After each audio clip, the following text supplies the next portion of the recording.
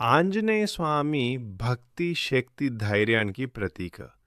అంజనాదేవి తపస్సుతో వాయుదేవుని కృపగా జన్మించిన హనుమంతుడు చిన్నప్పుడే తన అసాధారణ శక్తిని చూపించాడు. సూర్యుని పండు అనుకుని ఆకాశంలోకి ఎగిరి దేవతల్నే ఆశ్చర్యపరిచాడు.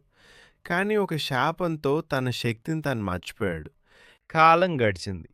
ఒకరోజు అడవిలో శ్రీరాముడు లక్ష్మణుడు కనిపించినప్పుడు హనుమంతుడి జీవితం పూర్తిగా మారిపోయింది. ప్రభూ, మీ సేవే నా లక్ష్యం అని తనను పూర్తిగా అర్పించుకున్నాడు. సీతమ్మను వెతకడానికి సముద్రాన్ని దాటి లంకకు చేరుకున్నాడు. అశోక వాటికలో ఆమెను కనుగొని రావణుడికి ధైర్యంగా హెచ్చరికిచ్చాడు.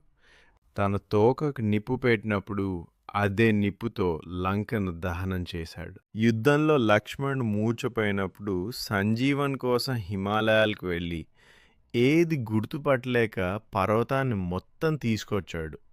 అంతటి అపారమైన శక్తి ఉన్నప్పటికీ హనుమంతుడి హృదయం వినయంతో నిండి ఉంది.